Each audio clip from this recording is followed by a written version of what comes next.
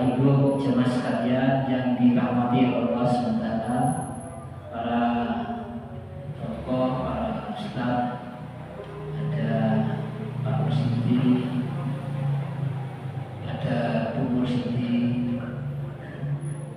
dan Bapak Ibu yang lain yang kami hormati. Pagi ini kita akan membincang tentang satu amalan, satu amalan yang kalau kita lakukan pahalanya akan terus mengalir, yaitu yang kita kenal dengan ibadah wakaf. Ada yang mengatakan orang yang berwakaf itu seolah-olah menciptakan umur yang kedua. Artinya sekalipun dia sudah meninggal, sudah jadi tanah, tetapi ada amalan yang masih terus mengalir. Jadi seolah-olah itu usia kedua, umur kedua, dan itu bisa diperpanjang melalui amalan wakaf.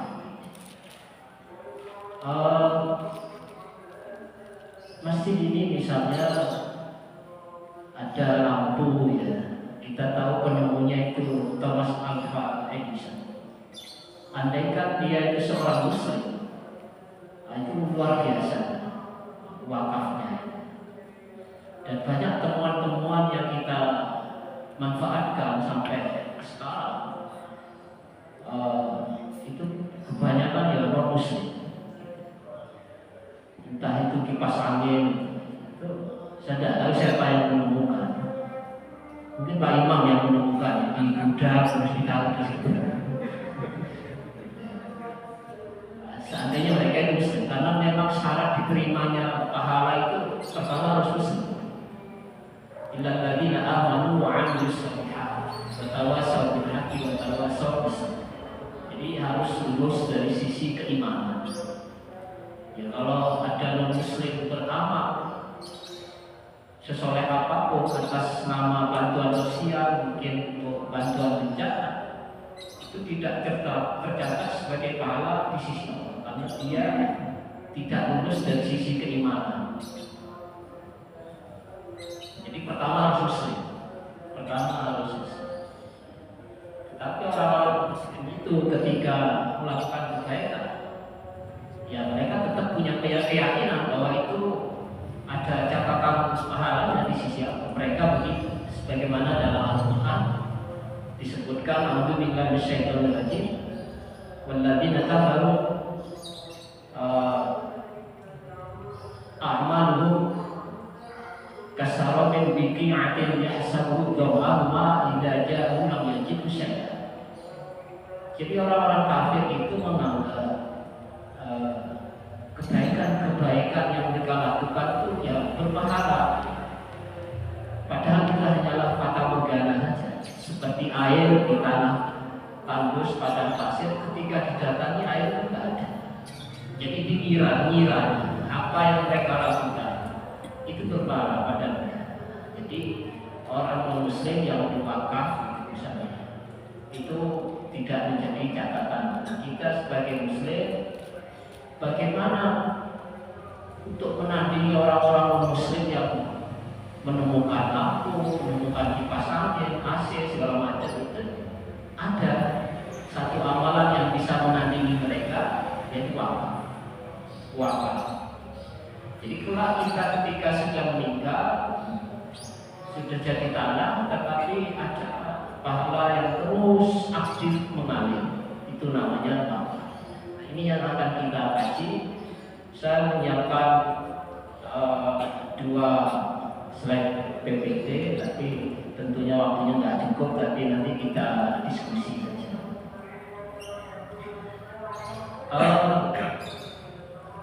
Saya mencoba menggunakan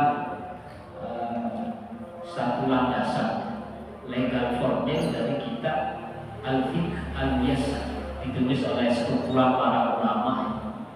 Kita ambil definisi dan rukun-rukun dan syaratnya. Setelah itu kita melihat fenomena yang terjadi sekarang. Saya awali dari ada dua pembahasan. Yang pertama tentang makna dan hukum. Apa sih wakaf itu? Al-waqfu hafsu 'ainin yumkinul intifa'u biha ma'a baqaiha taqarruban ila Allah Ta'ala. Jadi makna wakaf itu al-waqfu hafsu 'ainin, menahan satu aset barang yang diwakafkan, objek wakaf itu ditahan, yumkinul intifa' biha, yang dimungkinkan untuk dimanfaatkan, ma'abaqaiha, dengan mengekalkan aset pokoknya.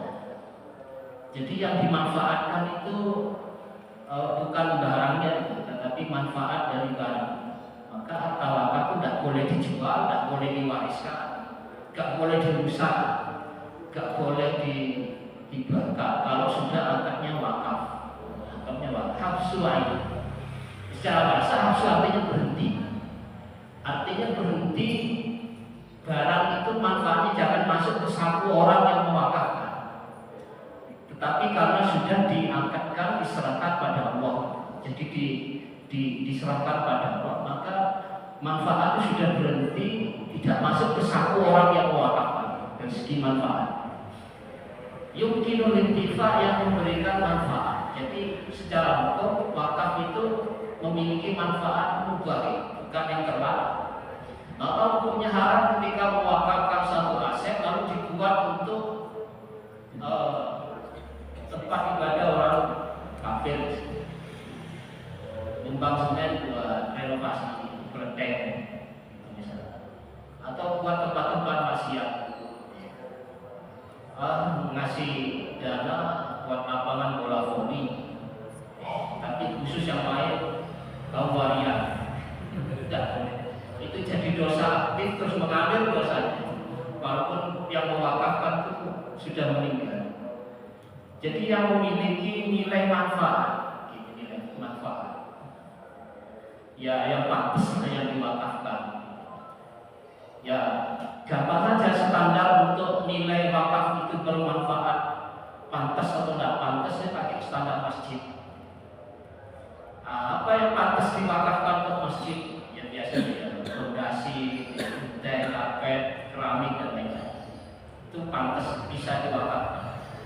Selama barang-barang itu dimanfaatkan, maka selama itu paling mengalir.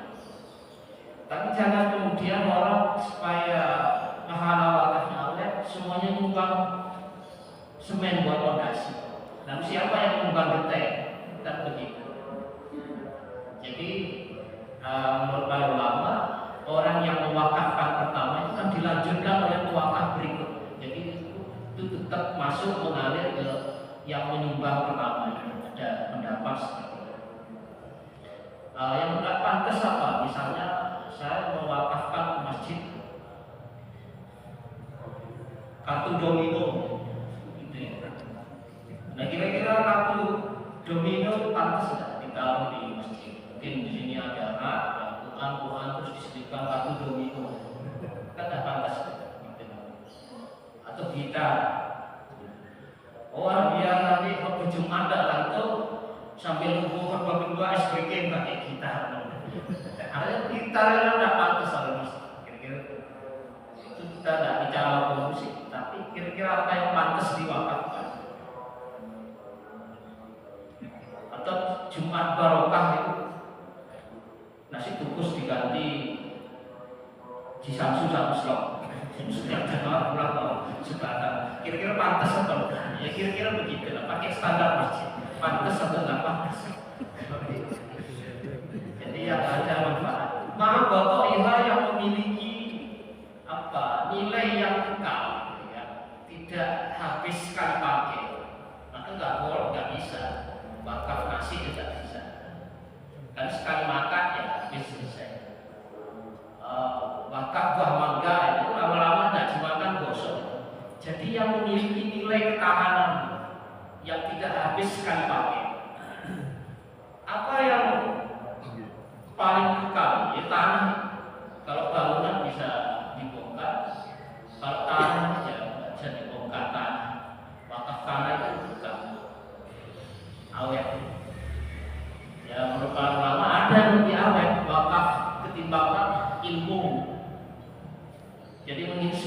orang lain, lalu berubah menjadi orang lain, maka setiap kebaikan ini mengalir ke orang yang menginspirasi. Jadi ilmu, dan nanti ada hadis dalil yang dijadikan oleh para ulama tanggal wakaf ya, tidak mata bisa inqata amalu illa min thalath. Ada 3 amalan di antara ilmu itu selama dimanfaatkan, maka itu juga mengalir pahala orang yang berilmu. Pak Imam tidak harus jadi wali, tidak harus jadi ustaz. Nasihati orang lain, kalau orang lain itu menjadi baik, kebaikan itu mengalir ke Pak Imam. Karena kalau balik ini kayak profesi kan, ya, semua orang mungkin masuk di. Tapi kalau mengajak kebaikan bisa dilakukan siapapun dia, apapun profesinya. Jadi namanya dakwah itu luas, siapapun bisa. Namanya mengajak itu ya, tidak punya profesi. Jadi ma'al baqaiha. Jadi aset pokoknya itu dipertahankan, tidak boleh diwariskan, tidak boleh dihibahkan, tidak boleh dihadiahkan, tidak boleh dirusak. Makanya nyari pengelola wakaf itu yang profesional. Kalau perlu dikembangkan aset wakaf. Taqarruban ilallah ini penting. Niatnya itu untuk mendekatkan diri pada Allah SWT. Apa ada orang wakaf tidak niat taqarrub? Ada. Ada orang nyumbang untuk perbaikan parit misalnya, perbaikan jalan umum. Tapi itu dilakukan jelang kampanye. Jelang kampanye. Jadi niatnya bukan billah, tidak. Niatnya untuk coblosan, Ketika nggak jadi terpilih diambil lagi. Ada yang menyumbang karpet, saya kira itu real, kita baca di media. Dia menyumbang karpet, karena nggak terpilih, karpetnya digulung lagi. Ada yang sampai keramik dibongkar lagi. Berarti niatnya nggak untuk takarrub, dan untuk takarrub dekat. Dan saya kira banyak ya, dan seberapa besar sumbangan untuk itu ya tergantung dia di daerah lahan basah. Jangankan bupati wali kota, murah itu bisa sampai ratusan dan miliaran, tergantung daerahnya. Semakin basah ya semakin keras mengalir sumbangannya. Nah, masalah niat insya Allah itu kalau memang ikhlas jadi wakaf. Ya Allah yang maha tahu niat. Misalnya, jadi di sini disebutkan misalnya ayul kifa darot wa yujiraha, mewakafkan rumah lalu disewakan. Hasil sewanya untuk menghidupkan panti, untuk membantu fakir miskin, untuk kaum janda yang lemah. Yang baik banget, janda-janda. Kalau janda-janda kembangan sudah banyak mikir. Nah, pikirkanlah janda-janda yang sudah tidak mengembang.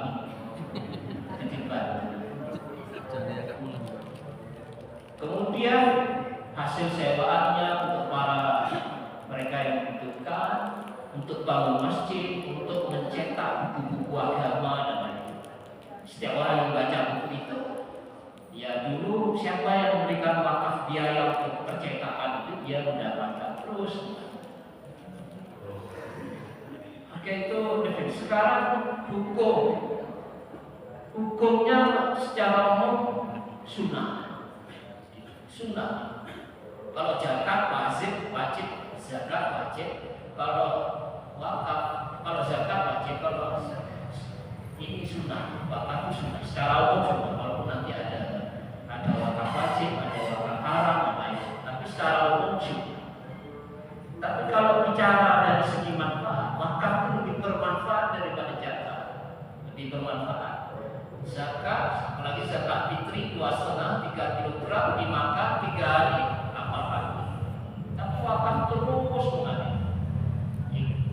Hukumnya sunnah, tapi dari segi manfaat lebih kekal abadi daripada zakat.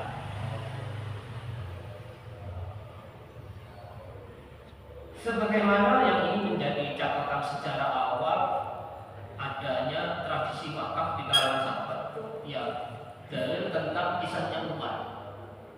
Beliau mendapat ghanimah harta perang di tanah Khaybar. Kita tahu dalam sejarah tanah Khaybar itu tanah yang paling subur, yang paling makmur. Tanahnya ketika ditanami pohon kurma, Umar dapat jatah di situ. Pernah dengar Khaybar lah ya? Kira-kira lokasinya di mana? Pokoknya pojok semua ke arah timur, belok kanan kiri, putar balik, tembus ke Arab Saudi. Kira-kira 100 km ke arah utara Madinah. Itulah tanah yang paling subur untuk ditanami kurma, sehingga buahnya paling produktif. Umar ketika mendapatkan itu ya kaget-kaget juga. Saya kira kita sama-sama maklum, buah paling mahal ya kurma. Saya kira durian montong itu lewat. Kurma kalau yang ajwa itu kan sekilo bisa 200 sampai 300 ribu, 100 real. 100 real kalau sekarang itu 390 ribu. 1 kilo kurma ajwa. Menurut sejarah Rasulullah yang pertama kali membudidayakan ajwa. Tapi yang Umar itu jenis kurma lain, tapi tetap ada beberapa kurma yang memang harganya mahal, termasuk sukari yang kita biasa konsumsi. Kalau ajwa itu yang termasuk yang paling mahal. Kalau Rasulullah yang pertama kali membudidayakan ajwa itu sekilo sekian. Ya memang ada guyonan, ajwa itu bibitnya dari Madura. Ajwa. Di Makassar ajwa. Nah itu guyon. Aslinya yang asli Arab. Ya, Rasulullah yang pertama kali. Nah, satu pohon itu per tahun rata-rata itu bisa menghasilkan 500 kilo. Per tahun 500 kilo. Anggaplah sekilo 300 ribu. Per pohon per tahun bisa panen 500 kilo. Rata-rata 400 600. Anggaplah 500 kilo. 1 kilo 300 ribu. Umar punya 1000 pohon di Ali. 150 miliar. Wakaf beliau manfaat yang diberikan ke orang fakir miskin dan yang membutuhkan untuk menikmati hasil dari ghanimah kebun kurma di Khaybar per tahun. Sekarang siapa yang sekaya Umar mau mewakafkan? Ya semampu kita lah, satu sak semen, satu semen semampu kita. Nah Umar segitu setahun, dan itu menjadi lifestyle, gaya hidup sahabat, sehingga sahabat Jabir berkata ulama ajib gitu ya. Lam yakun min ashabi Rasulillah sallallahu alaihi wasallam. Lam yakun ahadun min ashabi Rasulillah sallallahu alaihi wasallam. Za maqdiratin illa wa saya tidak menemukan satu pun dari sahabat Nabi yang memiliki kemampuan kelebihan rezeki yang tidak berwakaf, tidak ada. Mesti wakaf. Itu jadi gaya terinspirasi oleh Umar melakukan wakaf. Ketika konsultasi ke Rasul, ini gimana baik? Ya kata Rasul, kalau mau wakafkan, manfaatnya biar dimanfaatkan oleh orang-orang fakir miskin. Ini itulah yang dilakukan. Kemudian ada hadis lain yang kita sudah sangat familiar, tidak mata ibnu Adam inqata amalu illa min thalas. 3 amalan tidak terputus pahalanya menjadi pahala sekalipun orang itu mati. Pertama, sedekah jariyah. Semua ulama menafsir kalimat ini wakaf. Bukan sedekah biasa, wakaf. Yang namanya sedekah yang masih terus mengalir wakaf. Semua ulama menafsir, mayoritas bukan sedekah biasa. Itu wakaf. Atau ilmu yuntafa'u ilmu yang memberikan manfaat. Jadi yang punya ilmu itu tidak boleh pelit, ingin masuk surga sendirian,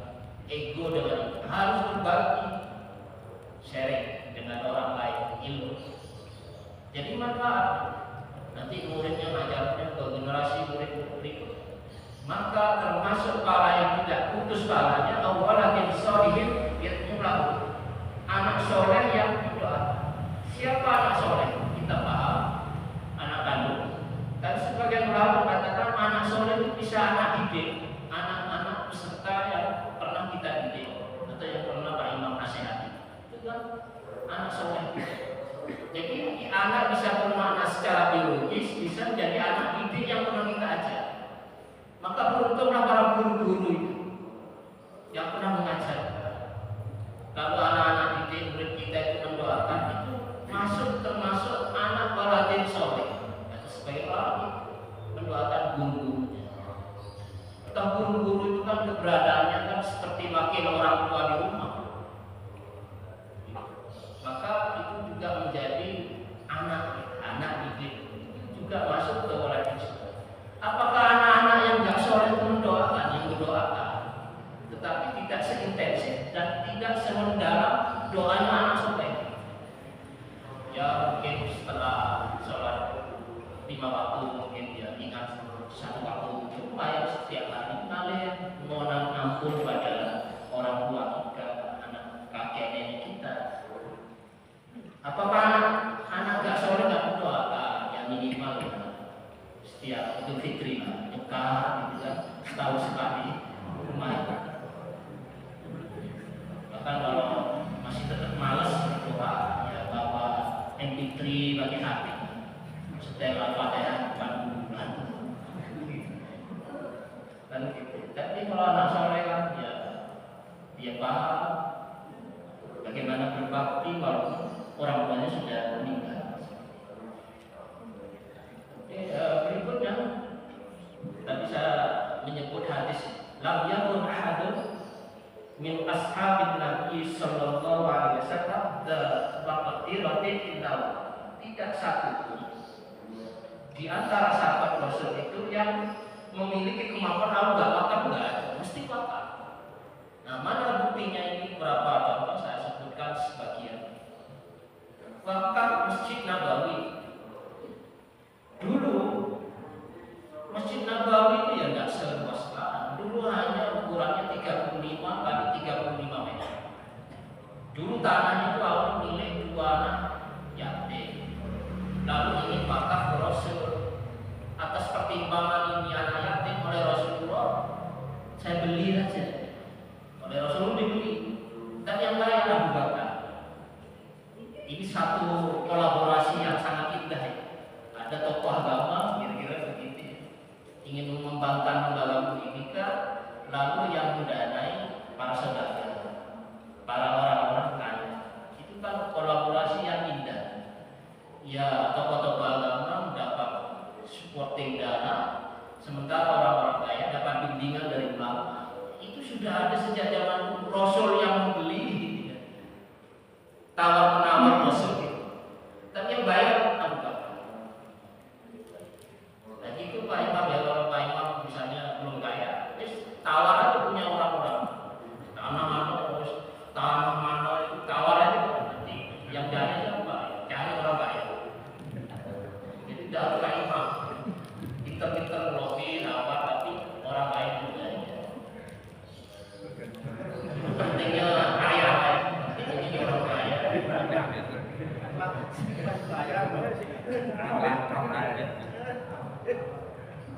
Akhirnya ya berdirilah masjid itu. Kalau ada berluasa sisi utaranya itu milik siapa? Wakaf tanah dari Abdurrahman bin Auf, seorang saudara. Nah, ini menjadi 50 meter kali 50 meter masjid terus sampai ke raja-raja sekarang kemarin berkuasa. Itu berkahnya adanya wakaf. Jadi wakaf ini menjadi satu unsur terpenting di dalam pergerakan dakwah. Bahkan bisa menjadi apa ya? Rukun utama untuk menegakkan peradaban Islam itu. Kalau nggak ada wakaf itu nggak mungkin. Mesti ada wakaf. Belum nanti saya sampaikan nanti contoh Al-Azhar Mesir yang sudah berdiri sejak 1000 tahunan yang lalu. Masih ada lagi sampai sekarang. Itu tanah wakaf. Lalu kemudian Abdurrahman bin Auf tidak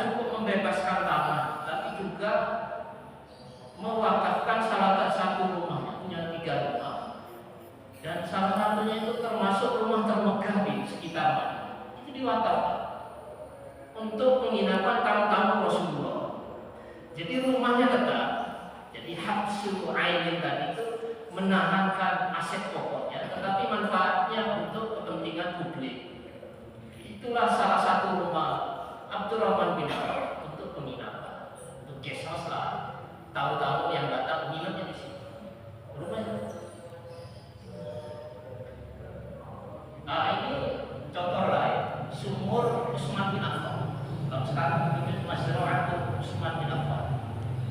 Ceritanya sumur ini awalnya milik orang Yahudi namanya Raumah, ya, dinamakan Bi'ru Raumah. Ketika datang paceklik, nah harganya itu dinaikkan oleh orang Yahudi yang sedang beli. Bahkan diceritakan rasa air sumur Raumah itu mirip-mirip Zam-Zam, mirip Zam-Zam. Dan itu menjadi sumber kehidupan di orang-orang di Madinah, yang Muslim non Muslim. Tapi orang-orang Yahudi menaikkan harga. Tahu ini pajak, akhirnya kemudian heboh sampai ke telinga Rasul. Maka keluarlah hadis, siapa yang mau membeli sumur itu lalu diwakafkan, maka pahalanya masuk surga. Utsman langsung membeli, tetapi tawar-menawar Raumah ini gak mau melepas karena tahu sumur ini dibutuhkan. Tetapi singkat cerita akhirnya dibeli separuh. Jadi sehari milik orang Yahudi, sehari berikutnya milik Utsman. Nah pas milik Utsman itu gratis. Besoknya orang Yahudi, jatahnya Yahudi, orang nggak mau datang karena beli. Nanti pas gratis, nggak tahu orang kan nyetok untuk besoknya. Lama-lama bangkrut dari Raumah. Akhirnya ditawarkan ke Utsman. Tawar-menawar, dinaikkan lagi sampai orang Yahudi itu heran. Kok iso?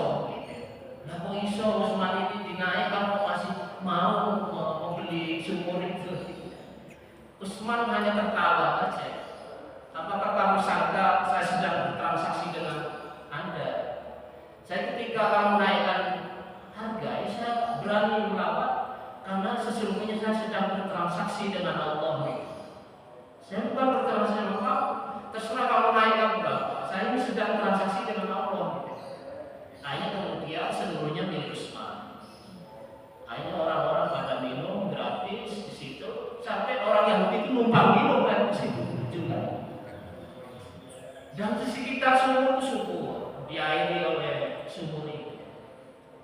Sampai ada 1.500-an pohon kurma hidup di situ, juga wakaf Utsman. Wakaf Utsman. Bahkan sekarang wakaf-wakaf Utsman di sekitar Masjid Nabawi itu banyak sekali. Dikelola oleh ada hotel, misalnya Hotel Sheraton yang bertaraf internasional, yang manfaatnya untuk memakmurkan masjid dan untuk orang fakir miskin. Di situ. Itu wakaf Utsman. Jadi ada tulisan al-waqfu ala Utsman bin Affan. Ini wakaf atas nama Utsman. Sampai sekarang termasuk hasil kurma itu menjadi aset gitu ya. Ada rekening khusus yang dikelola oleh Kementerian Haji dan Wakaf. Itu ya milik Utsman banyak sekali. Nah ini kemudian tradisi turun temurun sampai ke raja-raja sekarang. Nah, itu Utsman bin Affan. Kemudian ada namanya kebun Bairuha. Ini satu dalil Bapak Ibu sekalian, wakaf itu bisa khusus untuk keluarga, bisa.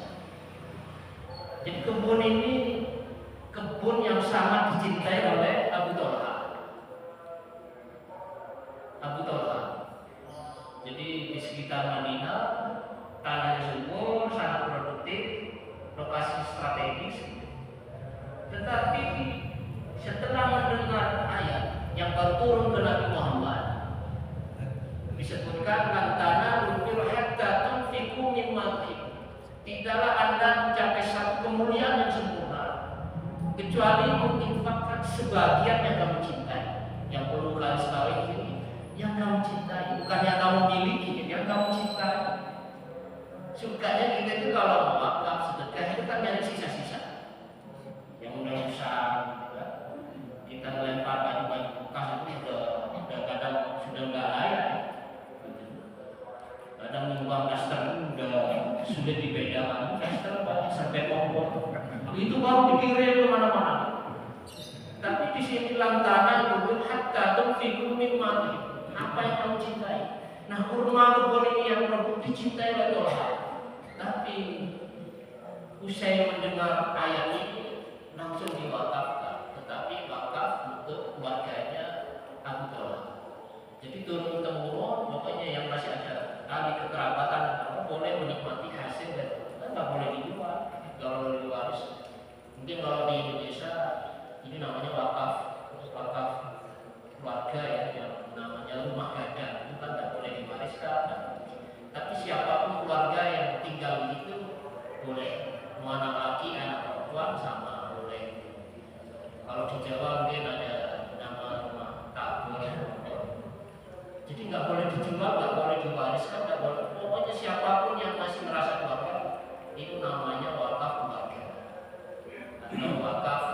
dzurri. Ada kebalikannya wakaf umum, wakaf khair. Ini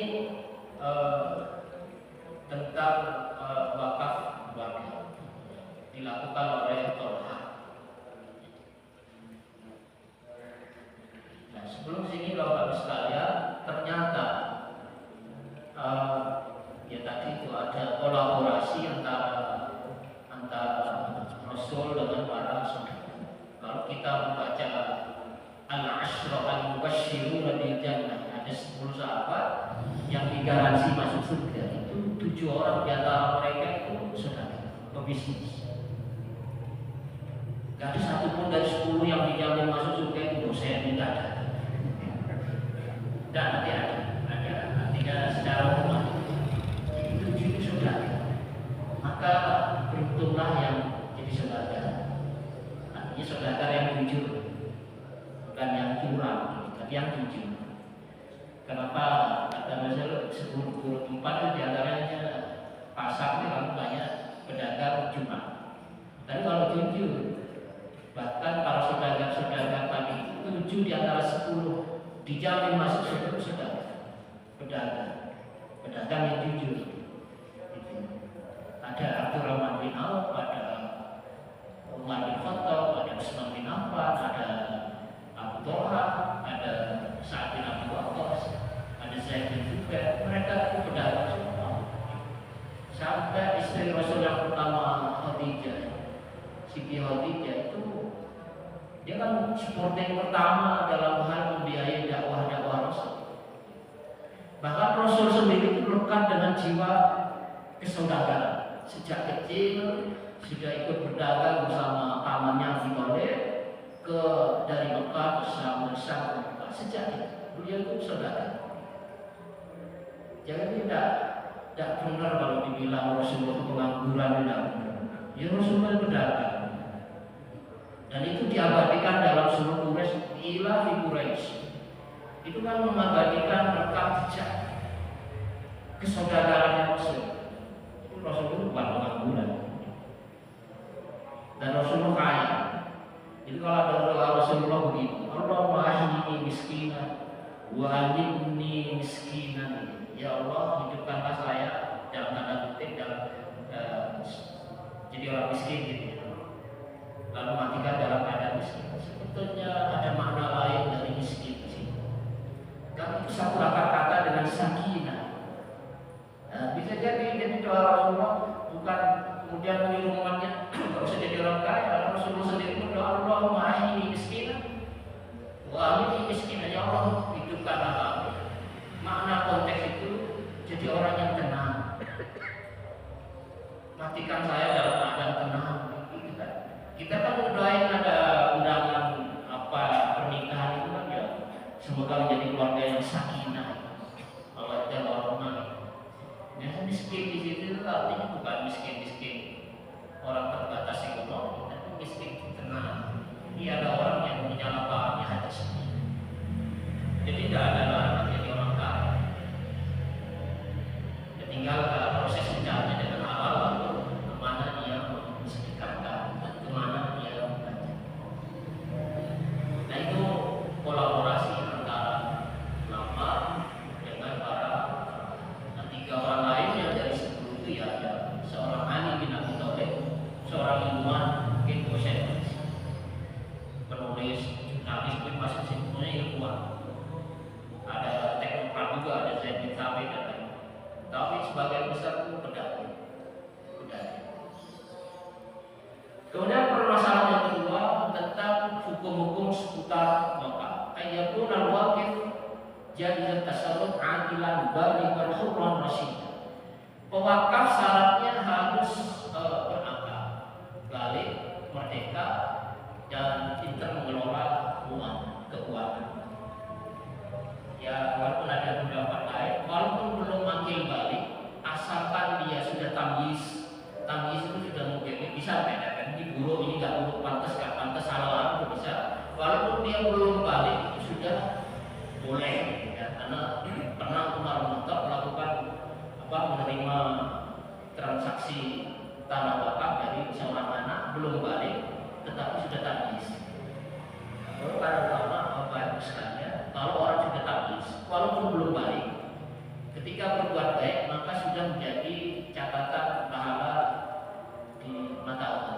pahalanya diangkat. Dan ketika dia berbuat dosa itu belum dicatat sebagai dosa. Itu kalau tamyiz. Jadi salah satu yang menjadi pertanggungjawaban kita di hadapan Allah itu kan ada 4 hal tentang usia.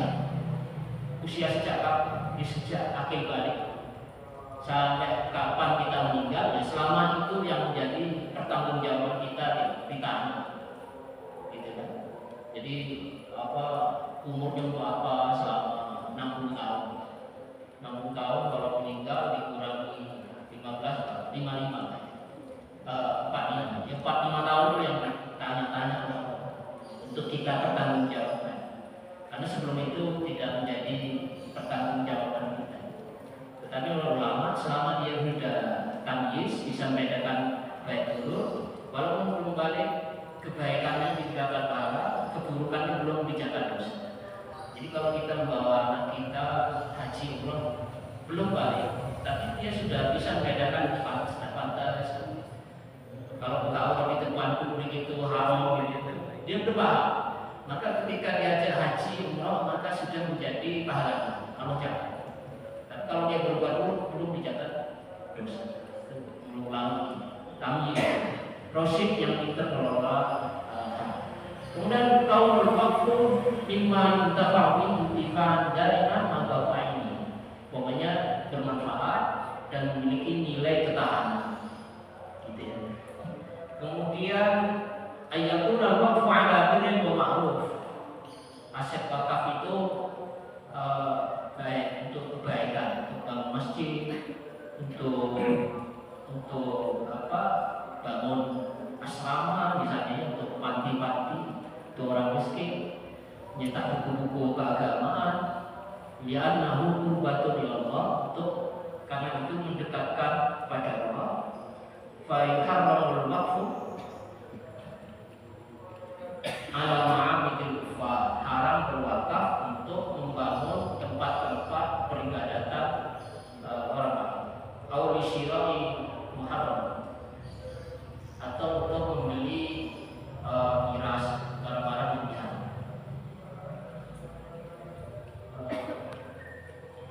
Kemudian yang keempat, yang intinya, kalau wakaf itu tidak lagi memberikan manfaat, maka boleh dijual.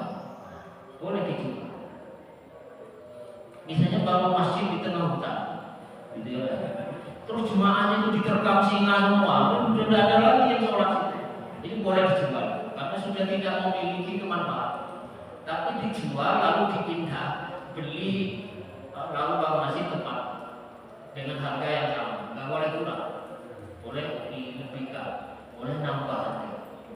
Wakaf itu untuk melebar jalan tol kalau memang lebih masalah, boleh dijual wakaf itu. Tapi nanti hasil penjualannya harus tidak lebih kurang, harus lebih minimal sama, lalu dialihkan ke lokasi lain. Karena itu amanah dari pewakif,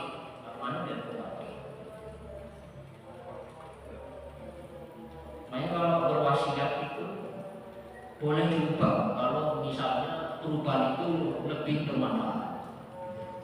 Misalnya gini, Pak Imam belum meninggal berwasiat, nanti kalau saya meninggal motor saya kasihkan masjid Al-Furqan ya. Nah, sampai meninggal gitu, kan harus dilaksanakan amanah wakaf. Ternyata ada masjid lain yang lebih makmur gitu. Masjid Al-Furqan jemaahnya berapa? Lalu di masjid lagi yang lebih besar, boleh dirubah itu oleh ahli waris. Karena nanti pahalanya lebih besar lagi yang mengalir kepada pewakaf. Itu kalau begitu boleh. Jadi nyebut nama, pokoknya nanti motor untuk operasional Masjid Al-Furqan, lalu wasiat wakaf. Setelah meninggal kan harus ditunaikan, itu wajib. Tapi ternyata ada masjid lain yang lebih makmur, itu ulama, karena ada manfaat yang lebih besar. Atau di sini apa lagi? Wakaf Abdul Rasid disabatu bimujarradil qaul wala yajuz Gimana atur wakaf? Udah cukup, saya wakafkan ini selesai. Bahkan gak harus ada kabul, ya menurut mazhab Syafi'i harus ada ijab kabul. Saya wakafkan, nanti penerima wakaf saya terima. Tapi cukup membuat udah saya wakafkan, itu sudah selesai, sudah sah, saya wakafkan, itu sudah sah. Kemudian barangnya jelas, jangan kemudian saya wakaf ya, aku barang nantilah rahasia. Wakaf rahasia, berarti belum bisa dilaksanakan wakaf. Ayakun Allah mujizat, bisa terlaksana. Gak boleh wakaf itu menggantung. Misalnya saya mau wakafkan tanah kapan? Nanti ketika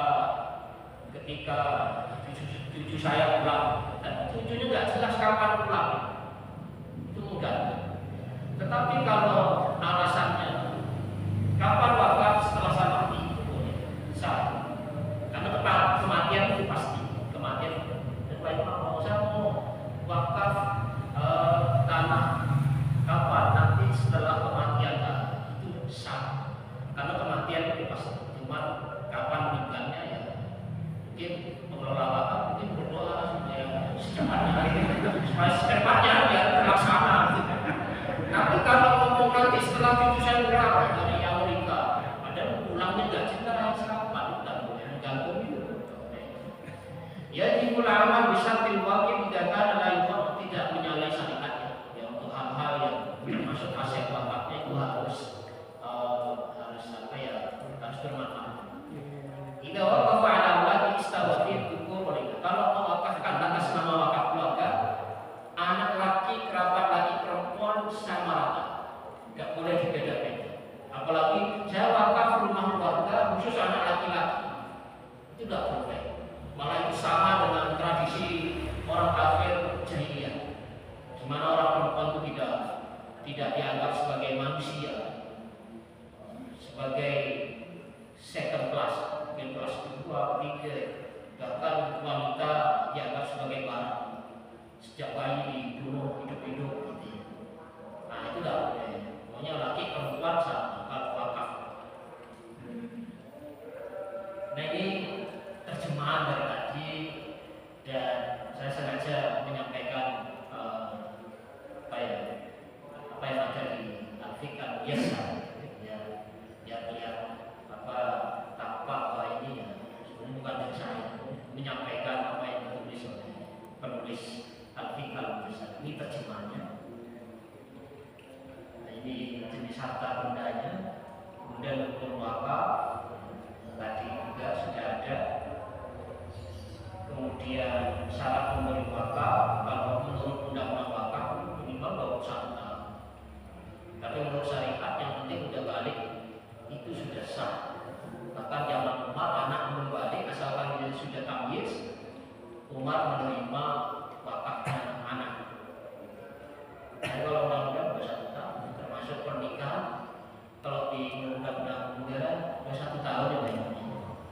Tidak boleh di bawah itu. Kalau di bawah itu berarti pernikahan dini. Dan kalau baru nikah usia 71 tahun itu pernikahan dono. Jadi kalau di bawah 21 tahun pernikahan dini.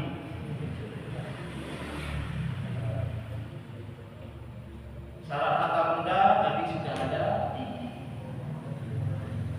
Jadi hak milik dari wakil ya, bukan harta sengketa diwakafkan, harus dipilah. Apa boleh wakaf atas nama lembaga? Tidak sah. Saya wakaf atas nama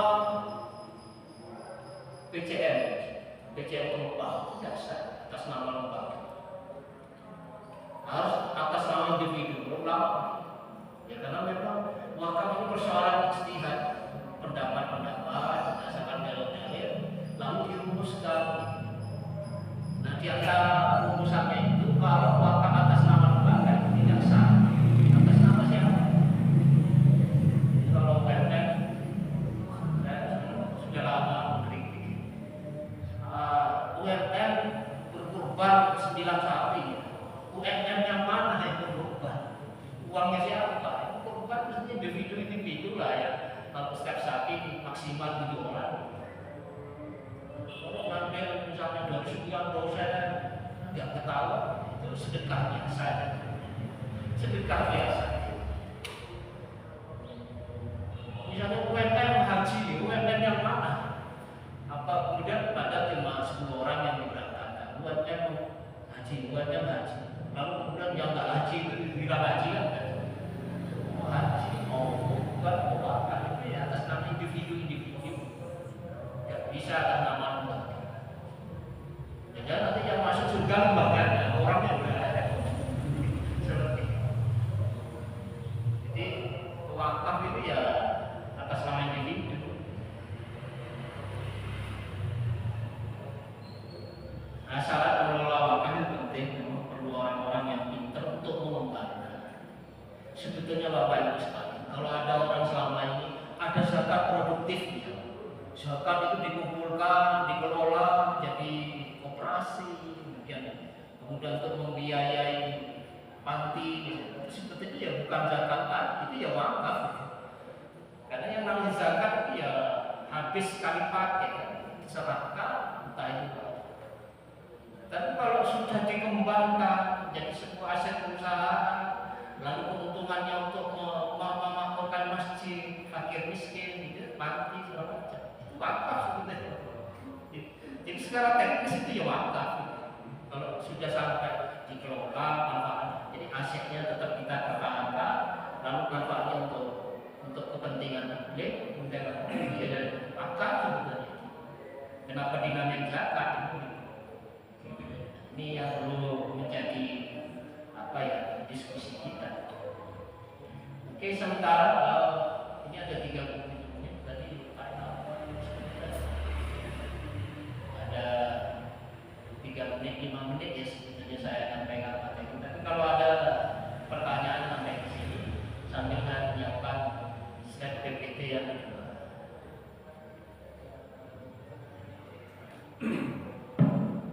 Karena saking jarang-jarangnya saya ketupat, sekali datang langsung 2 materi. Ini persiapan untuk diundang setahun lagi. Saking berubahnya, diundang sekali 2 materi. Tapi kalau ada yang ditanyakan sampai sini monggo. Monggo kalau ada yang mau mendiskusikan tema yang disampaikan sebelum dilanjut. Lanjut aja dulu. Lanjut dulu. Monggo ya. Jangan lupa. Terima kasih. Biar nggak ada yang kosong pertanyaannya. Alhamdulillah teman-teman PJJ Tumpang itu mau mendirikan SMP Muhammadiyah. Besok sudah diawali mulai pembangunan. Wakaf itu apa harus berupa benda atau barang atau bisa juga uang bisa dikatakan wakaf. Yang pertama itu, yang kedua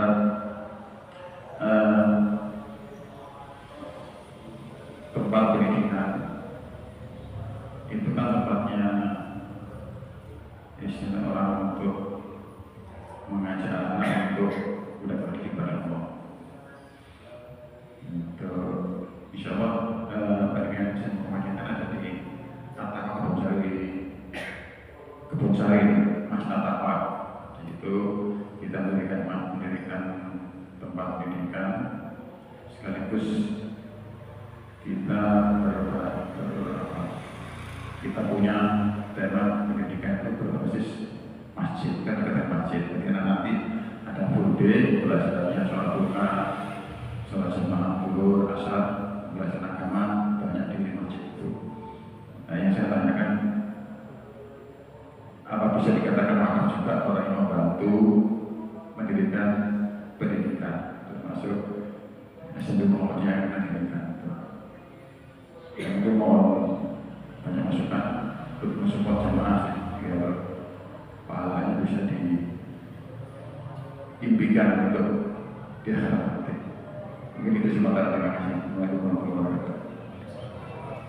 Yang untuk yang kedua yaitu wakaf, siapa yang supporting unsur-unsur yang menyukseskan tadi nuansa pendidikan tadi.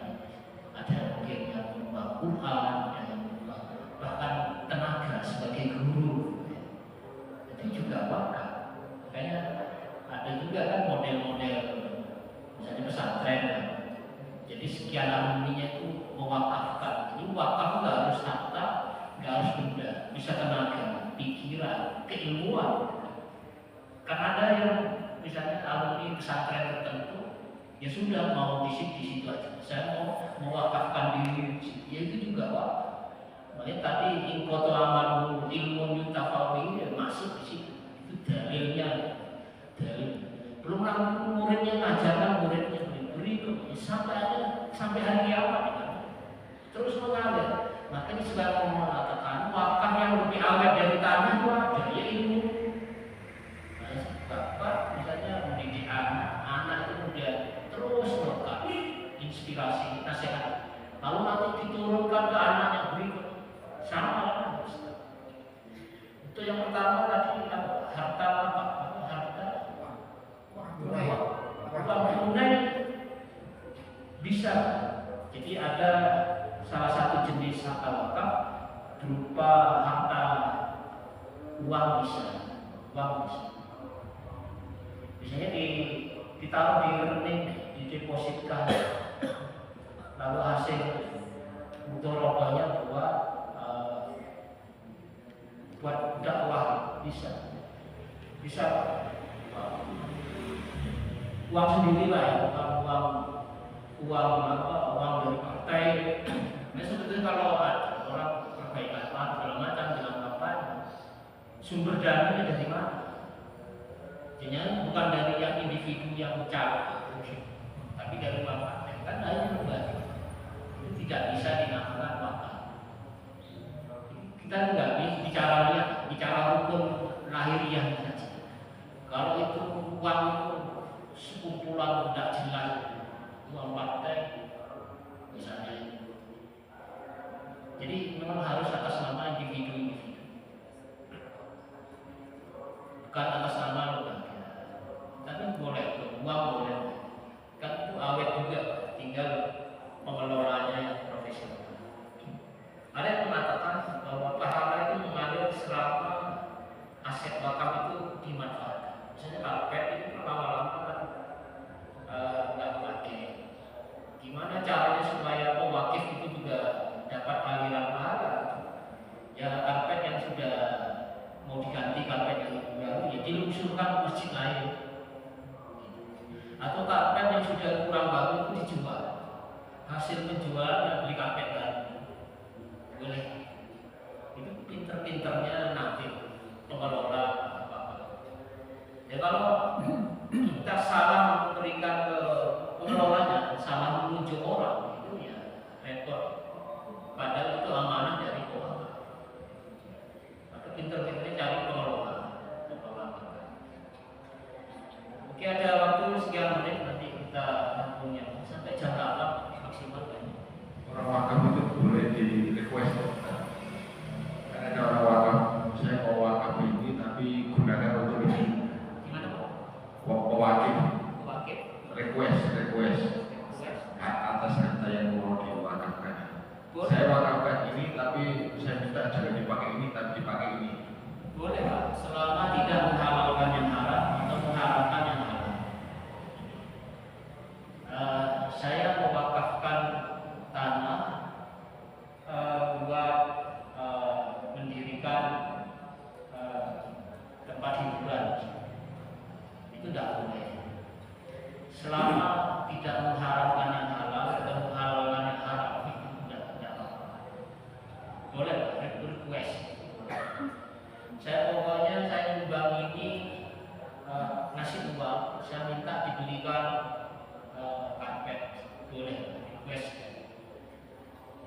Tapi jangan kemudian nyari awetnya saya nyumbang uang untuk fondasi. Padahal fondasi itu tidak. Itu kan tidak bisa. Karena siapa di fondasi sudah ada fondasi. Ya bisa dibelikannya. Kita dalam Quran misalnya di masjid, ya itu kan setiap orang membaca ya kita mengalir. Makanya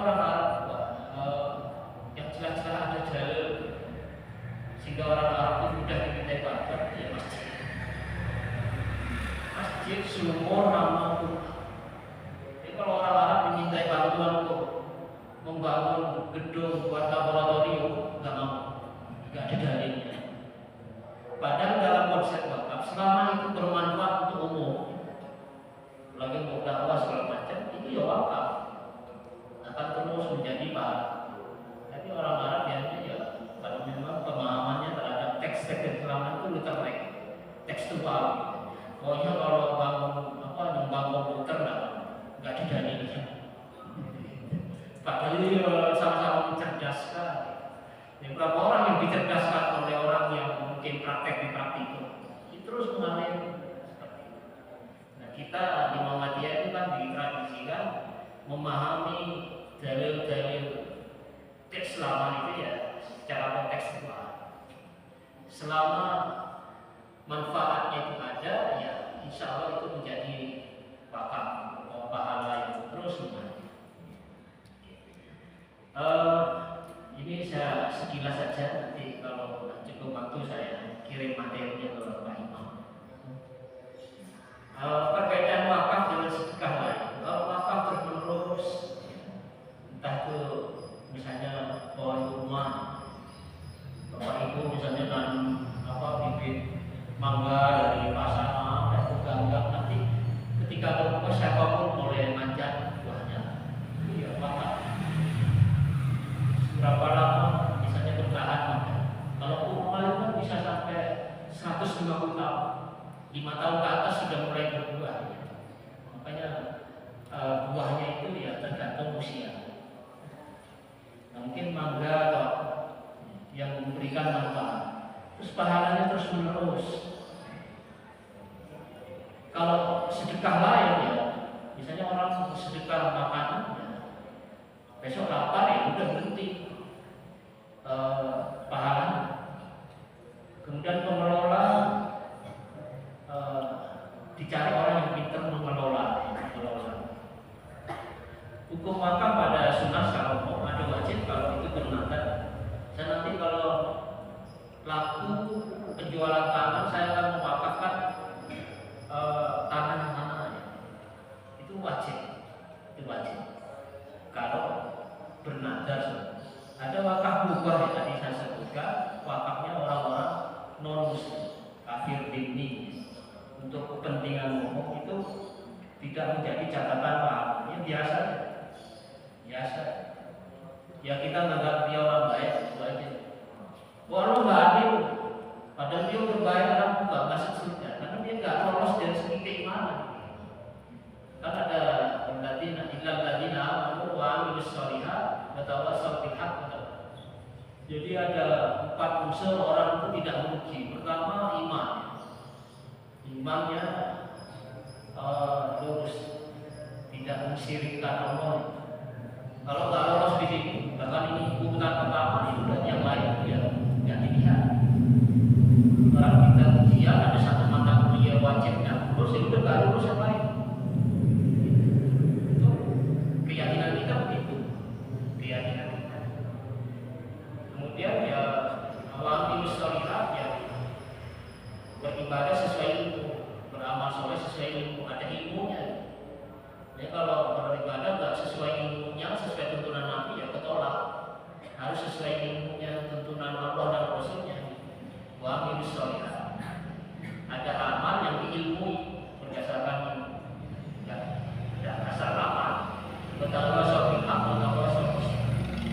Kemudian dia tidak egois, tapi juga mengajak orang lain untuk saling menasihati. Maka dulu orang para sahabat itu sebelum berpisah itu mesti membaca surah Al-Asr. Mungkin di Muhammadiyah beberapa pertemuan itu ditutup dengan surah Al-Asr. Karena itu tradisi para sahabat sebelum berpisah dia membaca surah Al-Asr. Wal-Asr innahu surat pendek terdiri dari 3 ayat. Itu yang dilakukan para sahabat. Nah itu mungkin di sebagian pertemuan-pertemuan Muhammadiyah termasuk pendiri Persyarikatan Muhammadiyah Kiai Madala. Dulu itu julukannya adalah Kiai Wal-Asr. Julukan saking lamanya Kiai Madala mengajarkan surah Al-Asr lebih dari 7 bulan mengajarkan sholawat. Makanya disebut kiai wal asri. Bukan kiai madalah nggak mau mengajarkan ayat-ayat yang baik, karena memang itu ada dalil juga. Bahkan Imam Syafi'i mengatakan, "Lau ma anzalallahu ala khalqihi illa hadhihi surah lakafathu." Jadi kalau Allah itu nggak menurunkan Al-Quran kecuali surah Al-Asr, itu cukup. Bukan ayat-ayat yang lain nggak penting, karena ini mengandung banyak nasihat tentang kesabaran, tentang keimanan ada di surah Al-Asr. Ini sebetulnya nyawa dari pergerakan umat, tetapi kita nggak tahu kenapa surah Al-Ma'un lebih melegenda gitu. Teologi Al-Ma'un juga macam. Ya sah saja Al-Ma'un lebih pada benda, mewakafkan benda-benda, bagaimana menggalakkan sedekah dan Al-Ma'un. Tetapi kualitas sedekah itu ada di Al-Asr. Harus ikhlas, begitu. Harus ikhlas, harus muslim, itu ada di wa'amil sholihat, ya harus ikhlas. Baru gitu.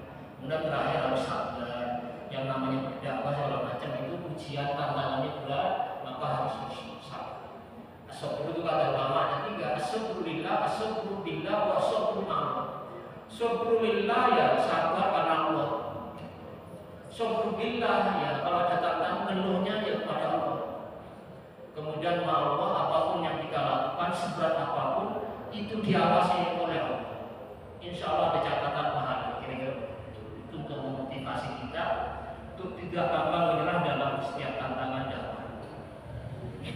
Ada wakaf haram yang ditentangan tadi sudah. Sikoh itu tadi saya kira pokoknya saya wakafkan ini besar secara umum.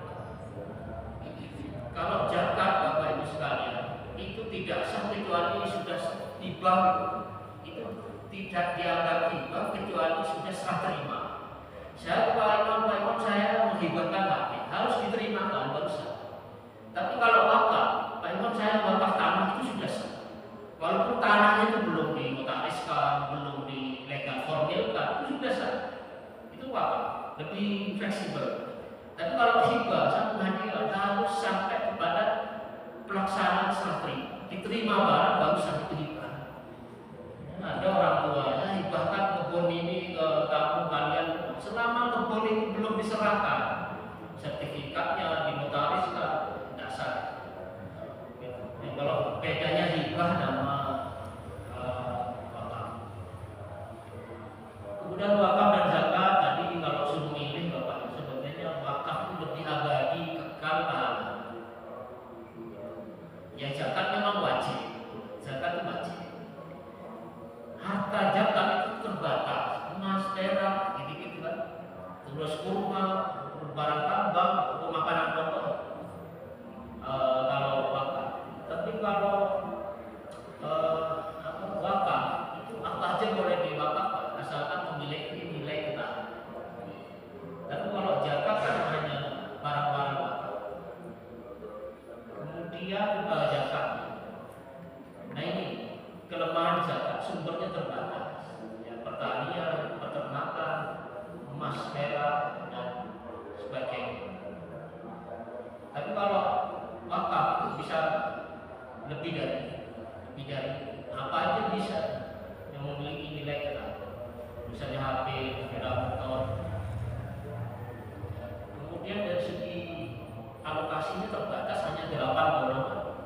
Kalau zakat, kalau wakaf bisa orang kaya menikmati. Kita nanam pohon, buahnya bisa dinikmati orang kaya.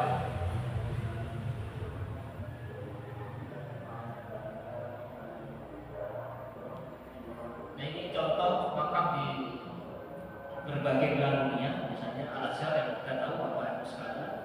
Itu sejak belum berdirinya negara Mesir, wakaf Al-Azhar sudah ada sejak zaman Fatimiyah, kemudian Ayyubiyah sampai ke presidennya. Bahkan suatu ketika negara itu pinjam utang ke Al-Azhar wakaf. Indonesia mungkin setiap dapat 5.000 mahasiswa gratis kecuali biaya hidup dan makan. Tapi tidak ada seperti bahkan ketika lulus pulangnya ditiketin, diberikan tiket. Oleh Mesir yang kita lihat negara miskin, seperti Indonesia, tapi punya wakaf luar biasa, sudah bertahan sampai 1000-an tahun. Dosen-dosennya digaji oleh wakaf, termasuk memiliki persawahan, pertanian. Itu alasan. Ini gratiskan. Berapa anak-anak yang sudah diluluskan alasan? Maka tidak heran ketika Syekh Al-Azhar pergi kemanapun disambut layaknya seorang raja atau seorang presiden. Karena setiap negara, banyak negara, bagi negara Muslim, banyak ulama-ulama lulusan Al-Azhar. Sehingga ketika Syekh Al-Azhar berkunjung seperti presiden, itu yang menghidupkan dalam wakaf. Kemudian di Arab Saudi tidak usah ditanya, termasuk yang ada menara Baitul Abros atau apa itu yang ada jam. Itu kan dulu dilakukan oleh Raja Abdul Aziz, lalu disambung ke negara Raja Indonesia, termasuk hotel-hotel. Hotel ada 400 sekian kamar, ada musola dan bisa bermakmum sholat ke Masjidil Haram. Dibangunlah hotel itu wakaf. Kemudian di Singapura yang kita kenal negara sekuler, tapi umat Islamnya sadar wakaf, dikelola oleh ditentukan properti hotel-hotel internasional. Untuk apa? Untuk menggaya umat Islam di sana. Jadi kita itu mungkin sadar wakaf itu lebih canggih umat Islam. Yang negaranya tidak lebih luas dari Jakarta. Ya kita sudah mulai banyak sekarang, banyak teman-teman yang menyuarakan pentingnya wakaf. Ini Singapura ya. Tadi di Amerika, kemudian di Singapura, ini hanya wakaf. Dan kata-kata hari ini saya nggak memberikan pantun lagi. Kata-kata hari ini saya mengutip dari Imam Al-Ghazali, la khairan fi khairin la yadum, bal syarrun la yadum, khairun min khairin la yadum. Tidak ada kebaikan dalam kebaikan yang tidak berkelanjutan, bahkan keburukan yang tidak berkelanjutan lebih baik daripada kebaikan yang tidak berkelanjutan. Imam Al-Ghazali, la khairan fi khairin la yadum, bal syarrun la yadum, khairun min khairin la yadum. Tidak ada kebaikan dalam kebaikan yang tidak berkelanjutan. Artinya kita bagaimana meraih pahala yang terus melalui tanpa putus, bahkan keburukan yang tidak berkelanjutan lebih baik dari kebaikan yang tidak berkelanjutan. Jadi baik sekali aja sudah. Tapi walaupun sedikit kita memberikan contoh secara terus menerus tanpa putus, ini lebih baik. Maka kita siasati.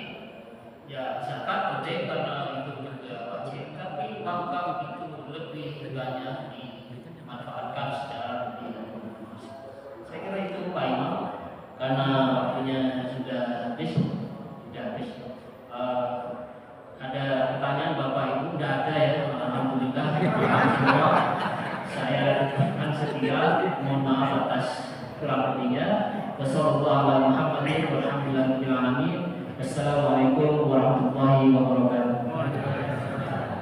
Terima kasih Ustaz Fatoni, karena nanti sudah dilanjut dengan guru sekral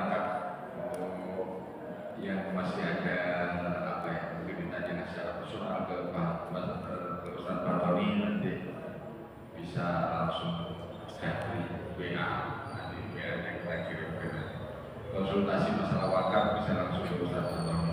Gak apa-apa kan tadi? Izin Bu Fatoni ya, yang mau kita soal wakaf bisa langsung ke Ustaz Fatoni. Baik Bapak Ibu sekalian, alhamdulillah cukup padat materi pada yang disampaikan Ustaz Fatoni. Mudah-mudahan bisa bermanfaat bagi kita semuanya, menjadikan kita ke depan agar lebih kepada untuk mewakafkan apapun karena mewakafkan tidak ada batasnya. Terima kasih. Mari kita tutup dengan bacaan Alhamdulillah. Subhanallah wa bihamdihi.